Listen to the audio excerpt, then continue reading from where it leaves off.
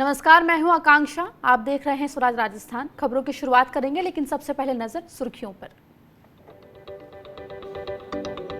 Corona के इलाज को लेकर राजस्थान सरकार का बड़ा निर्णय। निजी लैब में होगा 2200 रुपए में कोरोना टेस्ट। अस्पताल में सामान्य बेड के लिए 2000 और आईसीयू बेड के लिए मरीजों को देने होंगे 4000 रुपए प्रतिदिन। कोरोना को लेकर लोगों को जागरूक करने के लिए राज्य सरकार चलाएगी 10 दिन का अभियान। 22 जून को मुख्यमंत्री अशोक गहलोत करेंगे शुरुआत। अधिकारियों को गाइडलाइंस पालन करवाने के लिए दिए जाएंगे सख्त निर्देश। राज्यसभा चुनाव में वोट रिजेक्ट होने पर बीजेपी की सफाई। क्रॉस वोटिंग की वजह से नहीं, बल्कि स्याही दूसरी तरफ लगने की वजह से हुआ वोट रिजेक्ट। बीजेपी का कांग्रेस पर गंभीर आरोप। बाड़ेबंदी के दौरान नेताओं से हुई डील। बीजेपी का दावा, जल्द ही सामने आएंगे प्रमाण। और भारत चीन सीमा पर तनाव को लेकर बोले उप मुख्यमंत्री सचिन पायलट। कहा, एकजुट होकर करना होगा चुनौतियों का सामना। सीमा पर तनाव को लेकर केंद्र सरकार से मांगा स्पष्टीकरण।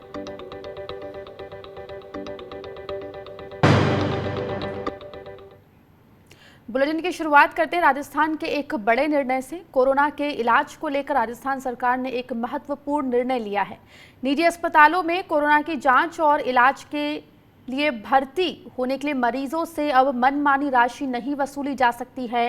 राज्य में निजी लैब कोरोना टेस्ट के लिए 2200 रुपए और अस्पताल कोरोना के मरीजों से सामान्य बेड का किराया 2000 रुपए प्रतिदिन और वेंटिलेटर सहित आईसीयू बेड का 4000 रुपए प्रतिदिन से अधिक चार्ज नहीं ले सकेंगे। मुख्यमंत्री अशोक गहलोत के निवास पर 2 घंटे से अधिक समय तक हुई समीक्षा बैठक में निर्णय लिया गया। मुख्यमंत्री ने संबंधित अधिकारियों को ये सख्त निर्देश दिया है कि वो अस्पतालों और निजी लैबों पर कड़ी नजर रखें। अगर नियम का उल्लंघन होता है तो इसके खिलाफ सख्त से सख्त कार्रवाई की जाएगी। कल की बैठक में मुख्यमंत्री जी ने निर्णय लिया कि कोई भी निजी लैब प्रदेश में अब अधिकतम 2200 रुपये प्रति टेस्ट से ज़्यादा नहीं ले पाएंगे। इसके अलावा अस्पताल में भर्ती होंगे कोई मरीज निजी अस्पताल में, तो प्रति बेड सामान्य वार्ड में 2000 रुपये से ज़्यादा की राशि नहीं ले सकते हैं। इसके अलावा अगर कोई मरीज गंभीर अवस्था में वेंटिलेटर में है, आईसीयू में बेड सहित उसको सुविधा दी जा रही है, तो भी अधिकतम 4000 रुपये से राशि ज़्यादा वसूल नहीं की जा सकती है। कोरोना के प्रति लोगों को जागरूक करने के लिए राजस्थान सरकार कल से 10 दिवसीय जन जागरण अभियान चलाएगी। इस अभियान के जरिए लोगों को यह समझाने का प्रयास किया जाएगा कि कोरोना के प्रति सावधानी ही उनके जीवन को खतरे से बचा सकती है। चिकित्सा और स्वास्थ्य मंत्री डॉक्टर रघु शर्मा ने कहा कि 22 जून को मुख्यमंत्री अशोक गहलोत इस अभियान को डिजिटली लॉन्च करेंगे। इसमें प्रदेश के पंचायत स्तर तक के जनप्रतिनिधियों और प्राधिकारियों सहित लगभग 1 लाख लोग वर्चुअल कॉन्फ्रेंस के माध्यम से जुड़ेंगे। जिलों के प्रभारी मंत्री और सचिव भी जिला मुख्यालयों पर मौजूद रहकर अभियान में शामिल होंगे।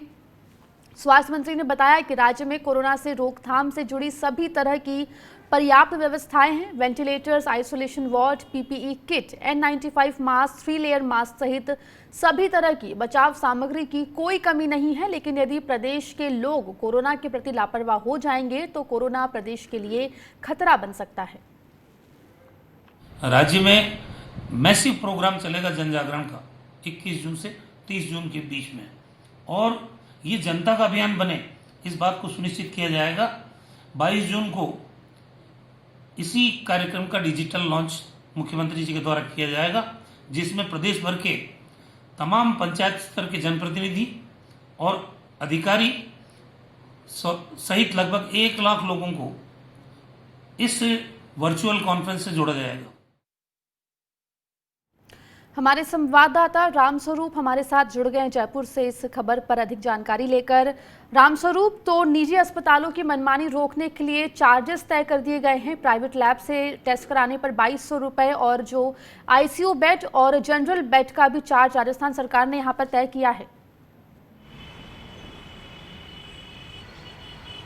बिल्कुल, यह एक बहुत बड़ा निर्णय है और बहुत लोगों को राहत देने वाला है, क्योंकि हम देखते हैं कि कोई भी मरीज चाहे वो किसी भी बीमारी का हो, अगर वो निजी अस्पताल में जाता है तो वहाँ पर उसका पहले कोरोना टेस्ट करना उसका अनिवार्य कर दिया गया है, क्योंकि कोई भी जो निजी अस्पताल है वो रिस्क नहीं लेता है कि कोई व्यक्ति कोरोना संक्रमित तो नहीं है। ऐसे में सभी जो निजी अस्पताल वाले हैं वो जो भी मरीज वहाँ पर आते हैं चाहे वो किसी भी परेशानी का हो तो उसकी कोरोना टेस्ट जो है अनिवार्य उन्होंने कर दी थी।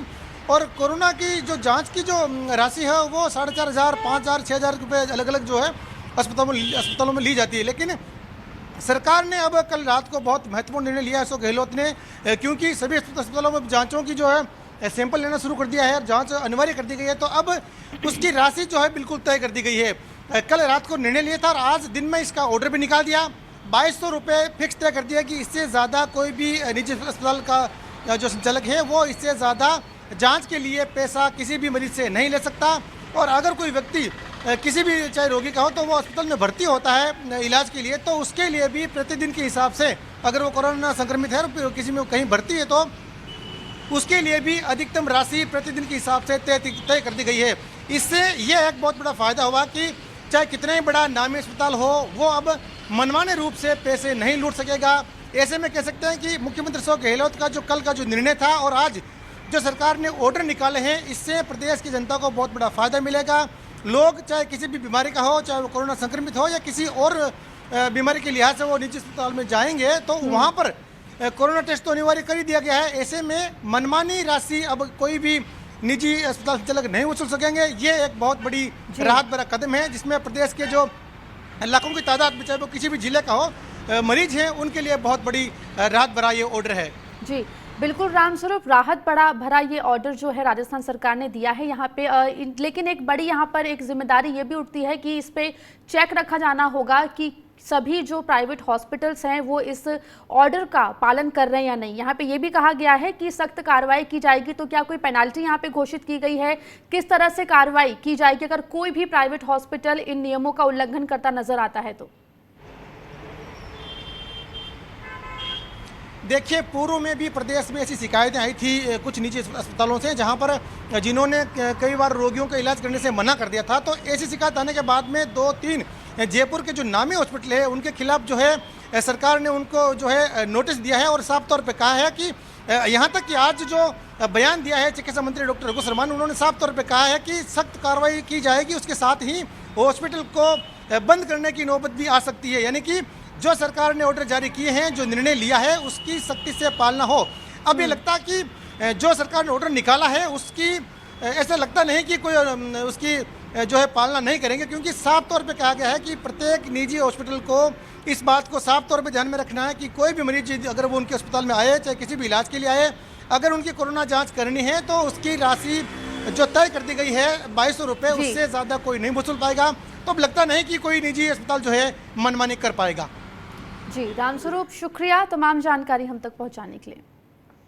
राजस्थान में राज्यसभा चुनाव के दौरान बीजेपी के एक वोट रिजेक्ट होने को लेकर प्रदेश अध्यक्ष सतीश पूनिया ने कहा है कि ऐसा क्रॉस वोटिंग की वजह से नहीं हुआ, इसलिए गंभीर मामला नहीं है। ये बाय डिफॉल्ट और ह्यूमन एरर है, फिर भी हम इसकी जांच करवा रहे हैं। हालांकि हमने मतपत्र को बारीकी से देखा, लेकिन मतपत्र को समेटने के दौरान स्याही दूसरी तरफ लग गई थी, इसी वजह से वोट रिजेक्ट हो गया था। पूनिया ने कहा कि वोट किसका था ये पता नहीं चला है। आपको 2 दिन तक बीजेपी ने अपने विधायकों को होटल क्राउन प्लाजा में रखा था, 2 बार मॉक पोलिंग के जरिए मतदान की ट्रेनिंग भी दी थी। इसके बावजूद भी ये गलती कैसे हुई, ये भाजपा नेताओं की समझ से बाहर है। वो जो रिजेक्शन है उसमें 2 जगह टिक है और उस पर खूब एनालिसिस किया, लेकिन हमारे प्रोटेस्ट को स्वीकार नहीं किया गया, क्योंकि जब फोल्ड हुआ हो सकता है इंक भी लगी हो, लेकिन क्योंकि उससे हमें कोई फ़र्क नहीं पड़ने वाला था, इसलिए हमने अपनी आपत्ति दर्ज कराई उनको, सेक्रेटरी को। उन्होंने आपत्ति दर्ज की, लेकिन रूलिंग दी, नंबर 1। दूसरा, जो वोट का नेचर था वो बाय डिफ़ॉल्ट भी हो सकता है, ह्यूमन एरर भी हो सकता है। वहाँ पे मैं देख रहा था कि बहुत सारे सीनियर लोग भी, जिनको असेंबली में बहुत लंबा समय हुआ, वो हेजिटेट कर रहे थे, पूछ रहे थे, बात कर रहे थे। इसलिए स्वाभाविक तौर पर वो कोई सियासी मसला है नहीं और इस एक्सटेंट का नहीं है। यदि वो क्रॉस होता, दूसरे दल को जाता, तो निश्चित रूप से कार्रवाई करते। उधर बीजेपी प्रदेश अध्यक्ष सतीश पूनिया ने कांग्रेस पर गंभीर आरोप लगाए हैं। मीडिया से बातचीत में बाड़ेबंदी से जुड़ा सवाल पूछे जाने पर उन्होंने कहा कि कांग्रेस के नेताओं ने 10 दिन की बाड़ेबंदी में क्या किया, इसका खुलासा थोड़े दिन में कर दिया जाएगा। किन किन नेताओं से क्या क्या डील हुई, इसके प्रमाण भी हमारे सामने आ गए हैं। सतीश पूनिया ने यह भी कहा कि 23 ऐसे नेता हमारे ध्यान में हैं। थोड़े दिन में ये साफ हो जाएगा कि किन किन को खान आवंटन की गई, किन किन को रिको में प्लांट दिया गए हैं और किन्हें किन्हें कैश दिए गए हैं। 10 दिन में क्या वो लोग जो गए उनके साथ में बाड़ाबंदी में थे, सरकार ने क्योंकि यदि इतना ही अभिमान था तो उनको 10 दिन आवश्यकता क्यों पड़ी। और एक चीज़ का खुलासा बाद में करूंगा, लेकिन जिस तरीके से ये 10 दिन के भीतर डील हुई है, मुख्यमंत्री अपनी नाकामी, अपनी गलतियां, अपना भ्रष्टाचार छुपाने के लिए बीजेपी पर आरोप लगाते हैं, लेकिन थोड़े दिनों में ये भी स्पष्ट हो जाएगा कि ये 10 दिन में क्या क्या डील हुई, किन किन से डील हुई, इसके भी प्रमाण हैं। उन्होंने ऐसे 23 लोगों पर इस तरीके से आइडेंटिफाई किया, आने वाले समय में पता लग जाएगा किन को खान आवंटित की, इन्हीं 23 लोगों को। ऐसे पता लग जाए किन लोगों को रिको के प्लॉट आवंटित हुए और किन लोगों से कैश ट्रांजैक्शन हुआ, ये थोड़े दिन बाद पता लग जाएगा।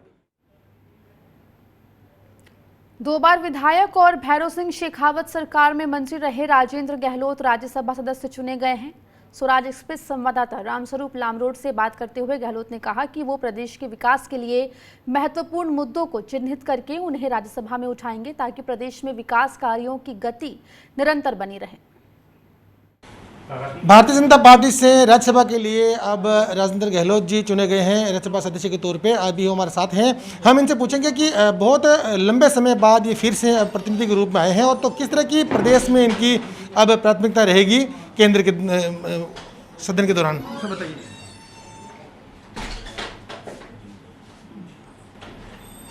अभी जो देश में परिस्थितियाँ चल रही है, कोरोना महामारी के कारण जो हमारे देश के प्रधानमंत्री आदरणीय नरेंद्र मोदी जी ने जिस तरह का प्रबंध करके देश को एक मजबूती दी है, और मजबूती के साथ आने वाले समय में देश में आर्थिक और वित्तीय जो प्रबंध के लिए माननीय प्रधानमंत्री जी ने 20 लाख करोड़ का जो आर्थिक पैकेज दिया है, उस पैकेज के कारण देश में छोटे बड़े उद्योग और लोगों को रोज़गार मिलेगा, और उनकी जो पैकेज की जो भावना है आम लोगों का कल्याण हो, और उस कल्याण वाले पैकेज को जन जन तक पहुंचाने का काम हम करेंगे, और मोदी जी की जो भावना है उसको आम लोगों तक पहुंचाएंगे। प्रदेश की विकास की बात करें तो ऐसे कौन कौन से मुख्य मुद्दे हैं जिनको आप उठाएंगे राज्यसभा में? राज्य और देखो, राज्य, अंतर्राज्यीय और राज्य के जो हितों के मामले हैं जो हमारे सामने आएंगे और जो उसकी अभी स्टडी करेंगे, वो हम उसको उठाएंगे और प्रदेश को केंद्र से ज़्यादा लाभ मिले और हमारे प्रदेश को आगे बढ़ाने के लिए वो काम करेंगे। अभी श्रमिकों की भी काफ़ी रोजगार की मांग डिमांड हो रही है, जैसे अभी देखा कि कल मेरी बात सुनिए, 20 लाख वाले पैकेज के अंदर श्रमिक है, उद्योग है, छोटे हैं, बड़े हैं, किसान हैं, बेरोजगार हैं, वो सब उस पर कवर हो रहे हैं। उसके धीरे धीरे स्टडी लोगों तक हमारे कार्यकर्ता आज देखा हुआ जन संवाद के माध्यम से आम लोगों तक हम पहुंचाने की कोशिश कर रहे हैं। हमारे कार्यकर्ता उसमें लगे हुए हैं।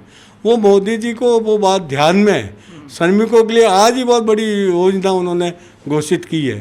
तो सब श्रमिकों के लिए और उद्योग के लिए, लोकल को वोकल करने के लिए, लोकल को प्रोत्साहित करने के लिए हम शपथ ले संकल्प ले रहे हैं। उस संकल्प को आम जन तक पहुँचाएंगे, ये काम हमारा है। धन्यवाद। तो ये राजेंद्र गहलोत जी है जिनका कहना है कि प्रदेश के जो भी मुद्दे होंगे विकास के तौर पे जिनकी स्टडी की जाएगी और उसके बाद में उन मुद्दों को प्रमुखता से उठाया जाएगा ताकि प्रदेश विकास की गति पर बढ़ता रहे। जयपुर से स्वराज एक्सप्रेस के लिए रामस्वरूप लामरोड।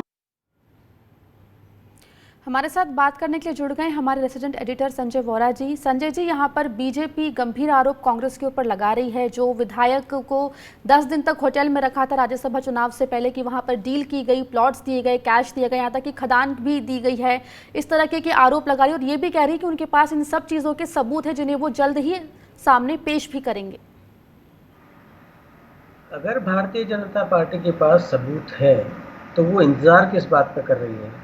उसको तो तुरंत शिकायत करनी चाहिए एंटी करप्शन ब्यूरो में। जैसे कांग्रेस गई थी एंटी करप्शन ब्यूरो में और उसने दावा किया कि कुछ विधायकों से संपर्क किया गया, उसी तरह से बीजेपी को तुरंत जाना चाहिए, चुनाव आयोग में जाना चाहिए।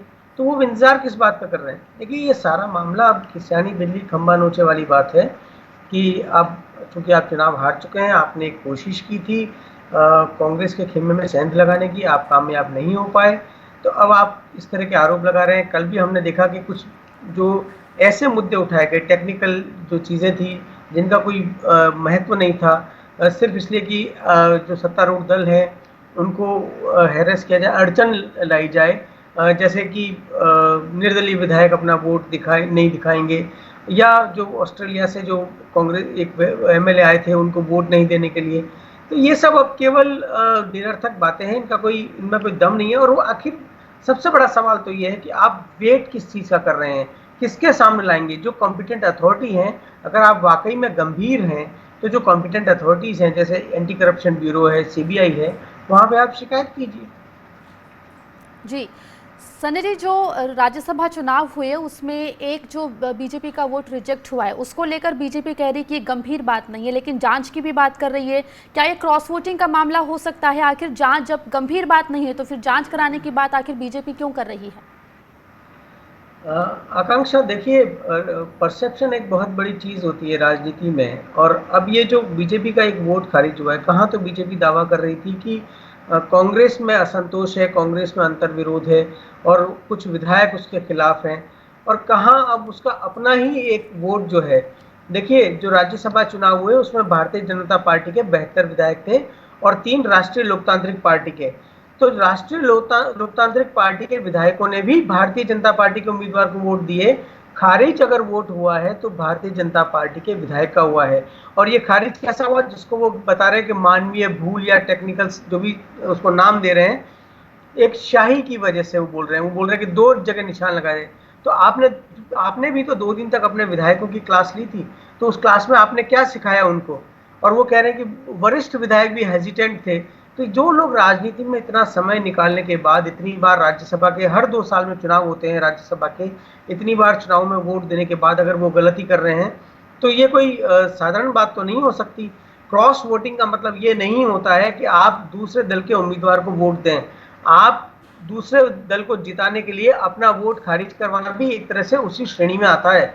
और उसके लिए कई तरीके अपनाए जा सकते हैं कि आपने किसी और को, अपना जो अधिकृत एजेंट नहीं है उसको आप वोट दिखा दें, आप गलत जगह साइन कर दें, आप गलत तरीके से साइन कर दें, बहुत से तरीके हैं। तो वोट खारिज करवाना भी एक तरह से जो विपक्षी दल है उसको मदद करना होता है। तो भारतीय जनता पार्टी अब अपनी जो एम्बेरसमेंट है, जो उसका एक वोट खारिज हुआ है, उसको छुपाने के लिए अब उसको बहाने बनाने पड़ेंगे। जी संजय जी, शुक्रिया हमसे जुड़ने के लिए और बात करने के लिए। वक्त एक छोटे से ब्रेक का है, फौरन लौट रहे हैं।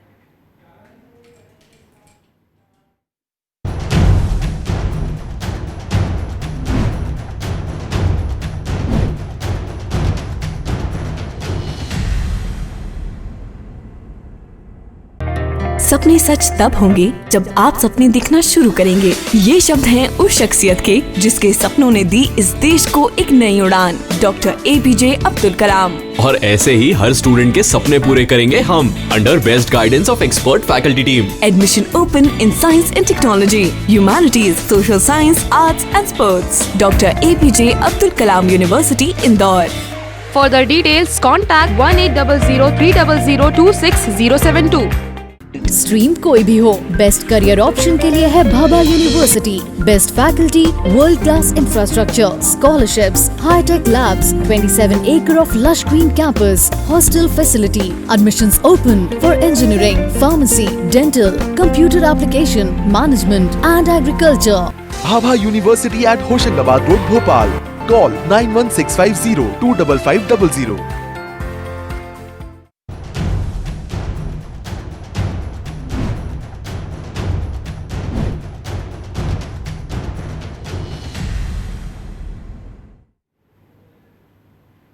स्वागत है आपका। ब्रेक के बाद आप देख रहे हैं स्वराज राजस्थान। राजस्थान में शनिवार को 158 नए कोरोना के केस सामने आए हैं। इनमें धौलपुर में 40, जयपुर में 36, भरतपुर में 34, झालावाड़ में 12, सिरोही में 11, करौली में 10, राजसमंद में 8 केसेस, बीकानेर में 3, भीलवाड़ा, झुंझुनू और सवाई माधोपुर में एक संक्रमित मिला है। वहीं राज्य के बाहर से आया एक व्यक्ति भी संक्रमित मिला है।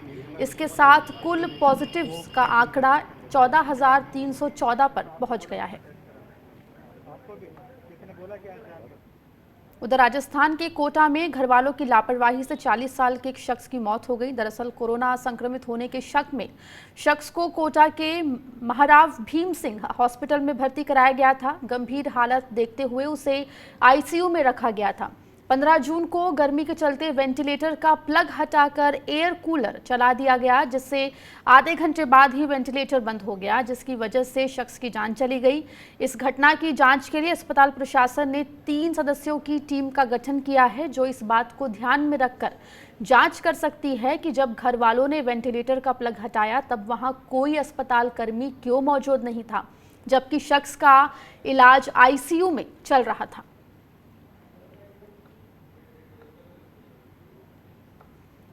हमारे संवाददाता योगेश त्यागी अधिक जानकारी के साथ कोटा से जुड़ गए हैं हमारे साथ।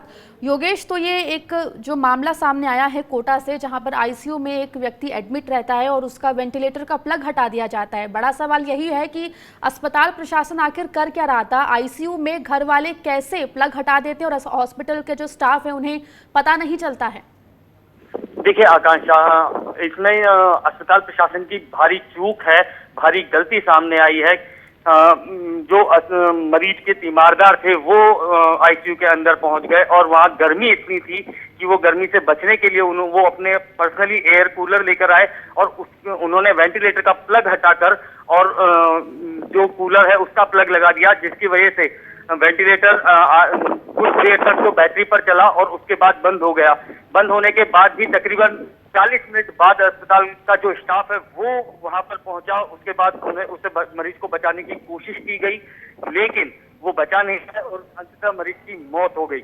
इसमें सबसे बड़ा सवाल ये है कि संभाग का सबसे बड़ा अस्पताल है महाराव भीम सिंह अस्पताल, उसकी हालत इतनी दयनीय कैसे है कि वहां पर आईसीयू के अंदर मरीजों को पर्सनली कूलर लेकर जाना पड़ता है और उसके बाद वो लगा दिया जाता है और अस्पताल प्रशासन को होश तक नहीं आता कि आईसीयू जैसे वार्ड के अंदर आखिर परिजन क्या कर रहे हैं।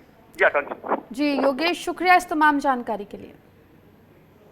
राजस्थान के उप मुख्यमंत्री सचिन पायलट ने सीमाओं पर चुनौतियों को लेकर एकजुट होने की अपील की है। सचिन पायलट ने कहा कि जिस प्रकार से हमारी पूर्वी सीमा पर जो भयानक घटनाक्रम हुआ है वो बहुत दुखद है। हमारी सीमाओं पर जो चुनौतियां हैं उसका सामना करने के लिए हमें एकजुट होना पड़ेगा और सीमाओं पर जो तनाव है सरकार उसका स्पष्टीकरण करे।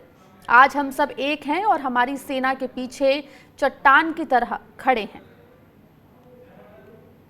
हम एक प्रत्येक नागरिक इस देश का उनका हमेशा कर्तव्य रहेगा कि उन्होंने सीमा पे खड़े होकर अपना जान देना ठीक समझा, लेकिन दुश्मन के पैर पसरने नहीं दिए। उनका मान सम्मान करते हैं, उनको हमेशा याद करेंगे। और राजस्थान वीर भूमि है जहां अनेकों लाखों सैनिक निकल कर गए हैं। तो आज हमें अपने पूर्वी बॉर्डर पर जो चुनौतियां हैं उसका सामना करने के लिए एकजुट होना पड़ेगा। सरकार को स्पष्टीकरण करना पड़ेगा, लेकिन चीनी फौज और भारत फौज जो आपस में कन्फ्रंटेशन हुआ उसकी तय कर जाकर जवाब देना होगा। प्रधानमंत्री जी ने कहा तो है, लेकिन उनकी कथनी और करनी में फर्क है कि नहीं ये समय बताएगा। जहाँ तक भारतवासियों की बात है, देश के नेताओं की बात है, दलों की बात है, हम सब एक हैं। हमारी फौज के पीछे चट्टान की तरह हम लोग खड़े हुए हैं। गलवान घाटी में चीनी सैनिकों के कायराना हरकत के विरोध में आम आदमी पार्टी ने आज राष्ट्रीय स्तर पर विरोध प्रदर्शन किया। राजस्थान की राजधानी जयपुर सहित प्रदेश के तमाम जिलों में भी आम आदमी पार्टी के कार्यकर्ताओं ने चीन की इस हरकत का विरोध करते हुए गुस्सा जाहिर किया। आम आदमी पार्टी के प्रदेश अध्यक्ष रामपाल जाट ने कहा कि केंद्र सरकार को चीन के इस हरकत का करारा जवाब देना चाहिए।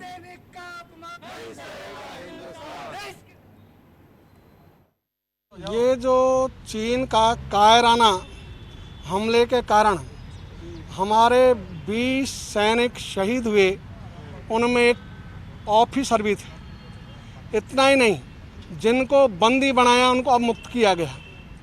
इसको लेकर पूरे देश में रोष है और उस रोष को व्यक्त करने के लिए आज आम आदमी पार्टी ने राष्ट्र स्तर पर यह विरोध प्रदर्शन आयोजित किया है।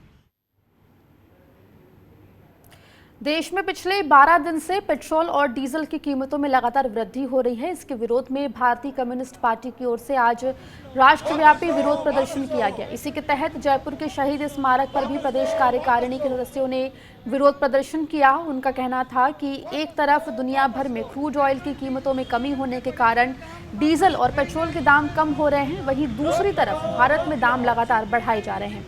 एक तरफ कोरोना महामारी की वजह से देश में लाखों लोगों का रोजगार छिन गया है, आर्थिक संकट के हालात बने हुए हैं। इसके बावजूद भी केंद्र सरकार पेट्रोलियम की कीमतों को जानबूझकर कंट्रोल नहीं कर रही है।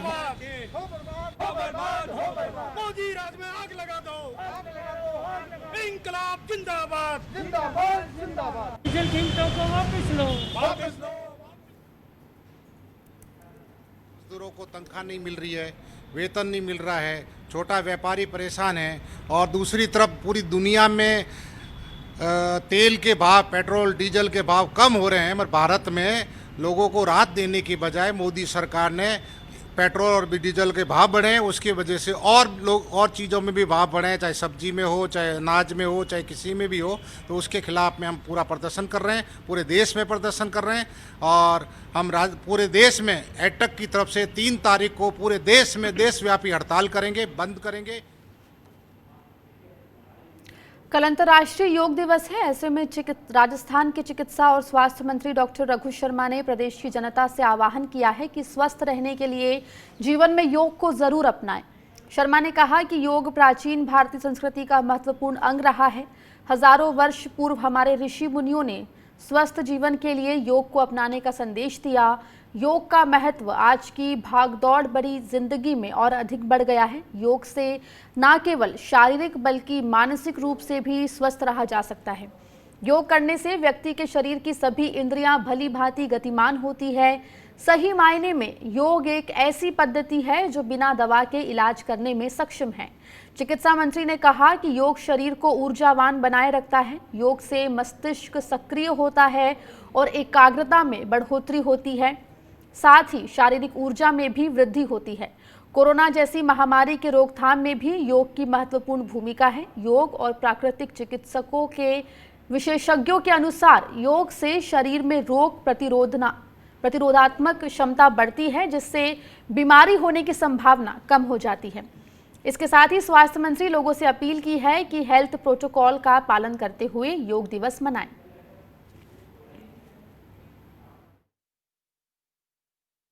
हजारों वर्ष से हमारे ऋषि मुनियों ने स्वस्थ जीवन जीने के लिए योग को अपनाने का संदेश दिया था, जो आज इस पेंडेमिक के दौरान बहुत सामयिक है। योग का महत्व आज की भागदौड़ भरी जिंदगी में भी अधिक बढ़ जाता है और योग से न केवल शारीरिक रूप से बल्कि मानसिक रूप से भी आदमी स्वस्थ रह सकता है। राजस्थान में फिलहाल इतना ही। खबरों का सिलसिला लगातार जारी है।